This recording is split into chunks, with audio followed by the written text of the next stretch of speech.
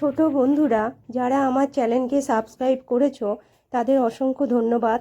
আর যারা এখনও আমার চ্যানেলে সাবস্ক্রাইব করোনি তারা অবশ্যই আমার চ্যানেলকে লাইক ও সাবস্ক্রাইব করে আমার পাশে থেকো, ঠিক আছে?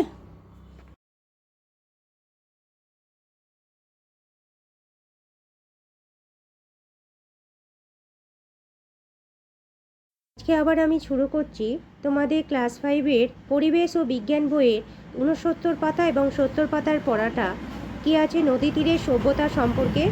এখানে চ্যাপ্টারটা নিয়ে পড়বো, আমরা আলোচনা করব। এখানে আমরা কতগুলো পুরাতন নদীর এখানে কথা বলা আছে। বিদ্যাধরী, সুতি, যমুনা, নোয়াই। বিদ্যাধরী নদী এখনও বর্তমান আছে, তা এখন তা ছোট নদী হয়ে গেছে, অনেকগুলো আর নেই। বিদ্যাধরীর কাছে এক জায়গায় মাটি কুড়ে কী পাওয়া গেছে, অনেক খালাগের ঘরবাড়ি, বাসনপত্র এসব পাওয়া গেছে। আচ্ছা, তোমাদের যেটা মেন ইম্পর্টেন্ট যেটা পড়া এখান থেকে দেখো, চন্দ্রকেতু রাজার দুর্গ ছিল, ওখানকার লোকগণ। হ্যাঁ, গড় কাকে বলে এটা কিন্তু ভীষণ ইম্পর্টেন্ট একটা তোমাদের একটা পড়ার একটা বিষয়বস্তু, যে গড় কি শর্ট কোশ্চেন হিসাবে এটা কিন্তু তোমাদের আসতে পারে। আমি ইম্পর্টেন্ট বলে লিখে দিলাম এখানে। গড় কি বলবে, চন্দ্রকেতু রাজার দুর্গকে আমরা গড় বলি, তাই তো? ভীষণ ইম্পর্টেন্ট এটা। চন্দ্রকেতু রাজার দুর্গকে আমরা কি বলে থাকি? গড় বলে থাকি। আচ্ছা, তারপরে বলছে দেখো, অনেক বড় বড় বলছে, হ্যাঁ, অনেক বড় কোনো নদী ছিল। পুরনো দিনের কিছু কিছু শহর আজও দেখা যায়। সেই সব শহরে মানুষ ইটের বাড়ি বানাতো। তাহলে যে পুরনো দিনের শহরগুলোতে মানুষ কিসের বাড়ি তৈরি করতো? না, ইটের বাড়ি বানাতো। হরপ্পা সভ্যতার বাড়িঘর সেগুলো পোড়া ইট দিয়ে বানানো হয়েছিল। কিন্তু যেমন দেখো, পুরনো ইট বলতে যে হরপ্পা সভ্যতার নাম তোমরা ইতিহাসে পড়ে থাকবে, যে পরবর্তীকালে যখন ইতিহাস পড়বে তখন পড়বে যে হরপ্পা সভ্যতা, মহেঞ্জোদারো সভ্যতা। এই হরপ্পা সভ্যতা যে বাড়িঘরগুলো তৈরি হতো সেগুলো কিরাম ছিল? পোড়া ইট দিয়ে তৈরি হতো। আগুনে পোড়াতো সেই ইট, কাঁচা মাটি থেকে তৈরি করে সেগুলোকে আগুনে পোড়ানো হতো। ঘরবাড়ি ছাড়াও পথঘাট বানানো হতো ইট দিয়ে। তাহলে হরপ্পা সভ্যতা সম্পর্কে এখানে পড়ছে, মানে এখানে যে বলা আছে, এখানে আমি একটা ব্যাকেট দিলাম যে এদের বাড়িঘরগুলো কীরমভাবে তৈরি হতো, বলবে যে আগুনে পোড়া ইট দিয়ে তৈরি হতো, তাই তো? আচ্ছা, ঘরবাড়ি ছাড়াও রাস্তাঘাটগুলো পোড়া ইট দিয়ে বানানো হতো, ঠিক আছে?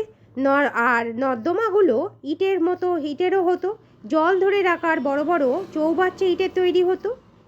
হ্যাঁ, তার মানে সব কিছুই এখানে বোঝা যাচ্ছে হরপ্পা সভ্যতার এগুলো সবই ইটের তৈরি হতো, ঠিক আছে? আচ্ছা, সেই পুরনো যুগে নদীর ধারেই সভ্যতা গড়ে উঠেছিল। তাহলে এগুলো ইটের তৈরি হতো। আমি এগুলো বলে দিলাম যে হরপ্পা সভ্যতার বাড়িগুলো বলো, রাস্তাঘাট বলো, সবগুলোর বৈশিষ্ট্য কী বলবে? পোড়া ইট দিয়ে এগুলো সব কিছু বানানো হতো। তাদের চৌবাচ্চা থেকে শুরু করে নর্দমা, রাস্তাঘাট, বাড়িঘর সব কিছু তাদের ইট দিয়ে বানানো হতো, ঠিক আছে? এটা একটা তোমাদের প্রশ্ন কি শূন্যস্থান পূরণ, কি টিক মারা, এইভাবে তোমাদের এখান থেকে আসতে পারে। আমি কিন্তু এটা নিয়ে আলোচনা করে দিলাম ভালো করে। আচ্ছা, সেই পুরনো যুগে নদীর ধারেই সভ্যতা গড়ে উঠেছিল। দেখো, নদীর ধারে সভ্যতা কেন গড়ে ওঠে? না, কারণ হচ্ছে কি জানো, নদী মায়ের মতো বলা হয়। কেন? দেখো, মায়ের মতো বলা হয়, তাই নদীকে নদীমাতৃক সভ্যতা বলা হয়। কেন নদীমাতৃক সভ্যতা বলা হয়? না, নদীর ধারেই সমস্ত সভ্যতা গড়ে উঠেছিল। এছাড়া নদী থেকে সমস্ত কিছু জিনিসপত্র, ব্যবসা বাণিজ্য, নদীর থেকে মাছ সংগ্রহ করা, জীবিকা নির্বাহ করা, নদীর জলকে বিভিন্ন কাজে লাগানো, তাই না? ওই জন্য নদীমাতৃক সভ্যতা বলা হতো। পৃথিবীর সব পুরনো সভ্যতাই এই নদীর ধারে গড়ে উঠেছিল। নদীর ধারে থাকলে এই সুবিধা হয়, আমি যেগুলো তোমাদের বলে দিলাম।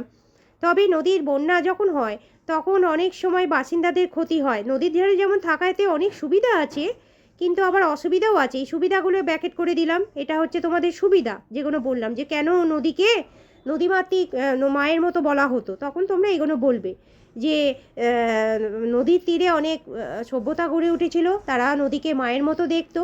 নদীমাতৃক সভ্যতাগুলো অনেক পুরনো সভ্যতার উদাহরণ আছে। হ্যাঁ, তারা নদী থেকে সব কিছু সংগ্রহ জীবিকা অর্জনের জন্য তাদের জীবিকা অর্জন করতো। তারপর ব্যবসা বাণিজ্যের কাজে লাগাতো। নদীর জলকে কাজে লাগিয়ে তারা বিভিন্ন কাজে লাগাতো, তাই তো? নদী এছাড়া নদীর কাছে থাকলে একটা অসুবিধা হয় কি জানো? বন্যার ক্ষেত্রে অনেক অসুবিধা হয়, নদীর ওপর নির্ভর করে মানুষ বেঁচে থাকতো। আচ্ছা, তাহলে দেখো বন্যা হলে তাদের ক্ষতি হতো, এটা একটা আমি ব্যাকেট দিয়ে দিলাম। দেখো নেক্সটে যাচ্ছি, এইখানে নেক্সট লাইনে যাচ্ছি আমি। হ্যাঁ, বলছে সভ্য মানুষের নানা কাজকর্মকে একসঙ্গে বলে সভ্যতা।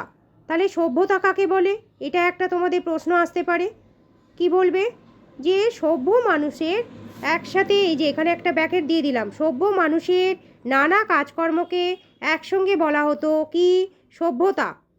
এক সময় মানুষ আজকের মতো অনেক কিছু পারতো না, পোশাক পরতে পারতো না, তাহলে সভ্যতা কি, এই নিয়ে আমি আলোচনা করে দিলাম। হ্যাঁ, যে সভ্য মানুষের বিভিন্ন কাজকর্মকে একসঙ্গে বলা হতো সভ্যতা। এক সময় মানুষ আজকের মতো অনেক কিছু পারতো না, পোশাক পরতে জানতো না, নিজেদের খাবার নিজেরা তৈরি করতে পারতো না, থাকার জন্য বাড়িঘর বানাতে পারতো না, পড়ালেখা জানতো না, তাই তো? এক সময় মানুষ এগুলো কিছুই পারতো না। সভ্যতা তো আর একবারই গড়ে ওঠেনি। প্রথম দিকে মানুষ এগুলো কিছুই পারতো না, না বাড়িঘর বানাতে পারতো না, পোশাক তৈরি করতে পারতো, কেন তাদের সেই সব জ্ঞানই ছিল না। নিজেদের খাবার নিজে তৈরি করতেও পারতো না, থাকার জন্য ঘরবাড়ি বানাতে পারতো না, পড়ালেখাও জানতো না, টাকা পয়সা রোজগারও তারা কীভাবে করতে হবে জানতো না, সহজে যাতায়াত করতে তারা পারতো না। তারপরে অনেক সময় ধরে ধরে সবগুলো মানুষ শিখেছে। কিভাবে শিখেছে, এটা একটা কিন্তু তোমাদের ভীষণ ইম্পর্টেন্ট একটা প্রশ্ন আসতে পারে এখানে, আমি তোমাদের এটা ব্যাকেট করে দিলাম, যে মানুষ এক সময় কিভাবে ধাপে ধাপে সভ্যতায় এসেছে। তখন বলবে যে মানুষ এগুলো প্রথমে কিছুই জানতো না, পরের দিকে মানুষ কি করেছে না, এগুলো সম্পর্কে তাদের জ্ঞান এসেছে, এইগুলো নিয়ে তারা গবেষণা করেছে, তাই তো? তারা পড়াশোনা করেছে। আগে তারা বাড়ি ঘর এসব কিছুই তৈরি করতে পারতো না, ক্রমে ক্রমে তারা এগুলো আস্তে আস্তে শিখেছে।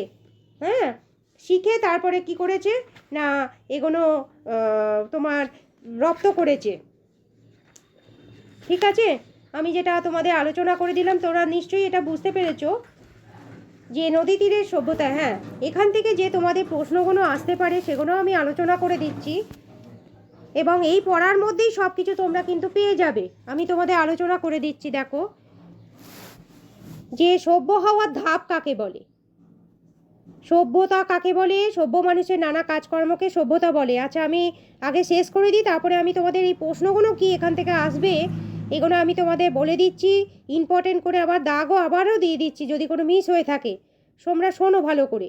সেই পোশাক, সেই শেখার ধাপগুলো একটু একটু করে সভ্যতার ধাপ বলা হয়। এই যে শেখার ধাপ, ঠিক আছে, এই শেখার ধাপগুলোকে কি বলা হয়, এই শেখার ধাপগুলোকে বলা হয় এই যে এই শেখার ধাপগুলোকে কি বলা হয়, বলবে এই শেখার ধাপগুলোকে সভ্যতার ধাপ বলে। কি বলে না, সভ্যতার ধাপ বলা হয়। এখানটা আমি পুছে দিলাম, এই কারণেই পুছে দিলাম, এই সভ্যতার ধাপ নিয়ে আমি পরে একটা ব্যাকেট দিচ্ছি।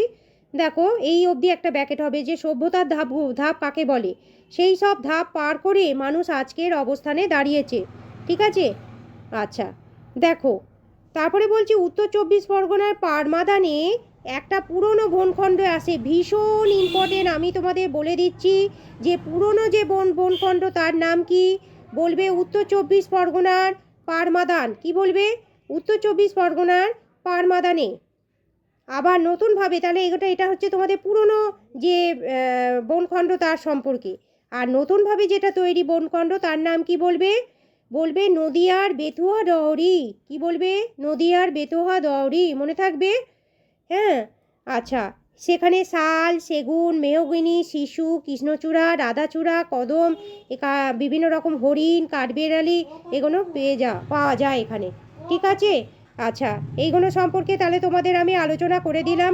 ঠিক আছে, আচ্ছা, এবার দেখো এখান থেকে যে প্রশ্নগুলো আসতে পারে সেগুলো সম্পর্কে আমি তোমাদের এগুলো যে দেখিয়ে দিচ্ছি, যে প্রশ্নগুলো এখান থেকে যে আসতে পারে সেগুলো সম্বন্ধে আমি বলে দিচ্ছি কি কি প্রশ্ন এখানে আসতে পারে। দেখো, যেমন আছে যেগুলো আসতে পারে সেগুলো হলো যে পুরনো যুগে কোথায় সভ্যতা গড়ে উঠেছিল, বলবে পুরনো যুগে নদীর ধারেই সভ্যতা গড়ে উঠেছিল।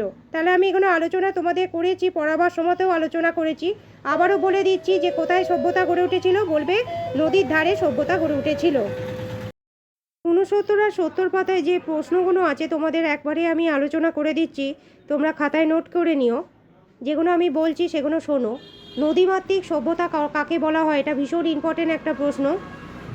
হ্যাঁ, এটা তোমার আলোচনা করছি। দেখো, এখানে আমি আগেও বলেছিলাম যে নদীমাতৃক সভ্যতা হচ্ছে যে নদী মায়ের মতো।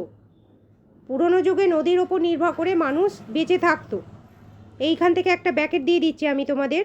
এই যে পুরনো যুগে, এই যে এখান থেকে একটা ব্যাকেট, নদীর ধারেই সভ্যতা গড়ে উঠেছিল, নদী তাদের মায়ের মতো ছিল, তাই ওই সব সভ্যতাকে নদীমাতৃক সভ্যতা বলা হয়। পুরনো সভ্যতা সমস্ত কিছু ওই নদীর ধারেই বেশিরভাগ সভ্যতা গড়ে উঠেছিল।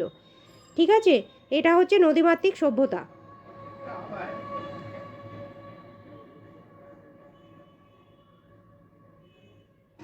এটা আমি জায়গাটা পুছে দিলাম, আন্ডারলাইনটা একটু হয়ে গেছে, মোটা পড়ে গেছে, পাতলা করে দিই। দেখো, নদীমাতৃক সভ্যতা কাকে বলে, এই জায়গাটা আমি একটা আন্ডারলাইন করে দিলাম ব্যাকেট দিয়ে। পৃথিবীর সব পুরনো সভ্যতাই এখানে গড়ে উঠেছে নদীর ধারে, নদীর পাশে। নদীর আর একটা হচ্ছে কি, নদীর যখন বন্যা হয় আমি আলোচনা করেছিলাম যে সেখানে বাসিন্দাদের অনেক ক্ষয়ক্ষতিও হয়ে যায় এবং নদীর ওপর নির্ভর করে জীবিকা অর্জন করে। এটা একটা প্রশ্ন তোমাদের আসতে পারে, নদীমাতৃক সভ্যতা কাকে বলে। হ্যাঁ, এটা একটা বলে দিলাম। হরপ্পা সভ্যতার বাড়িগুলো কীরকম ছিল সেটাও আমি বলে দিয়েছি, যে সব ইটের তৈরি ছিল।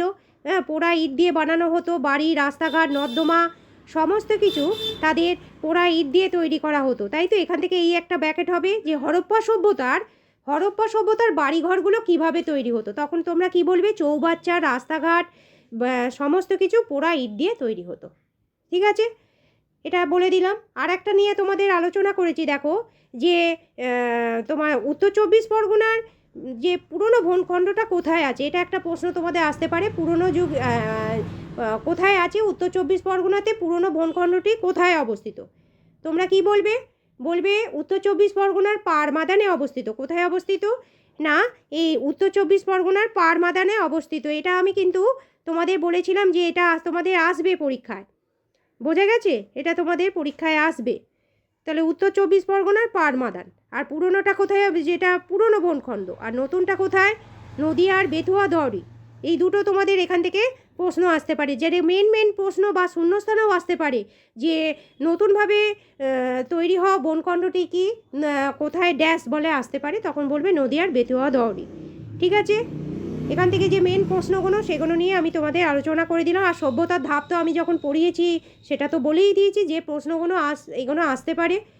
তোমরা কিন্তু এগুলো অবশ্যই ফলো করে খাতায় নোট করে নিও, যেগুলো আমি আসতে পারে বলছি।